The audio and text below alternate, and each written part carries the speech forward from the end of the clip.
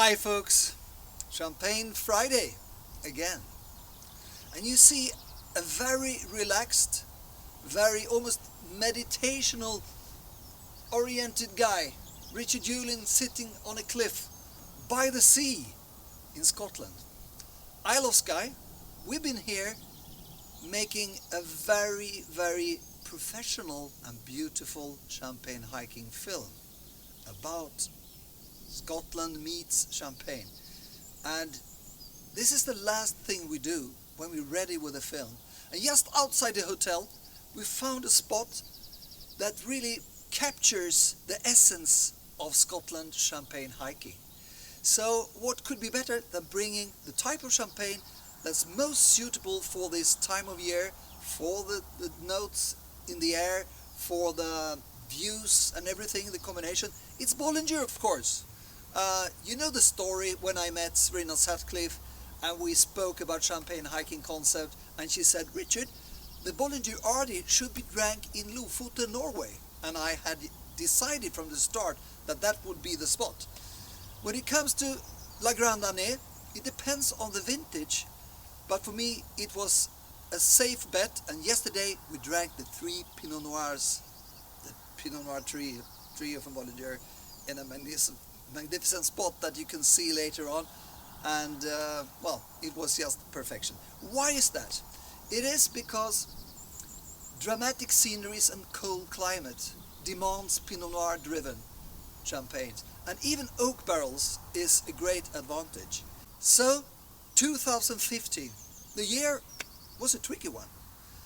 It's actually too hot. The vines were suffering from heat stress, and this made a lot of the grapes almost taste like cooked or burnt, and the acidity levels were very low, so it was a little bit like the O3, etc. But very smart, the team of Denis Bonner and the other people in Bollinger, they decided, okay, let's focus on the freshness part, which is the only part that could be a problem for majestic champagnes like Bollinger. The depth, the richness is always there, but they need to work on the freshness side. And with lower acidity levels, you need to find other stuff. Stronger saltiness, more minerality, grapes with a lower maturity. And where do you get that? Slightly more freshness from Chardonnay, so they raised the Chardonnay content to 40% against the more normal 30% approximately for the wine.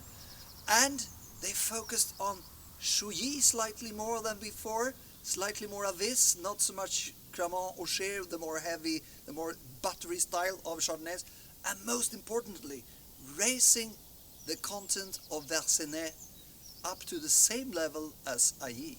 And this culminates into an absolutely stunning wine. One of the, I think, the best 2015 released yet. There might be a few others that might be on the same level, but right now it's the best wine released from the vintage. And the freshness is so striking in comparison to what you expect from both the house and the vintage. So for me, it's very special that you get raspberry notes in this one, for instance.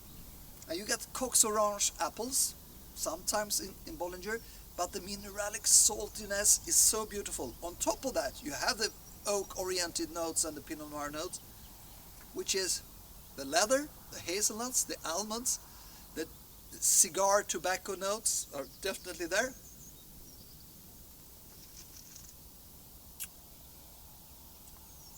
The freshness is so striking, wrapped in to this huge body of fullness, and the aftertaste is so much connected to sea aromas.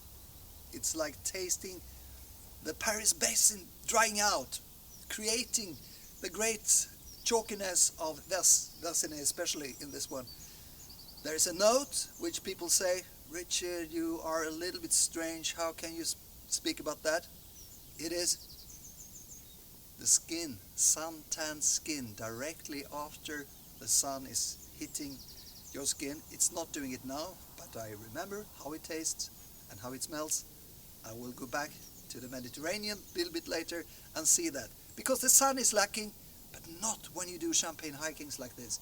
So 2015, La Grande is the perfect spot to meet Isle of Skye in Scotland.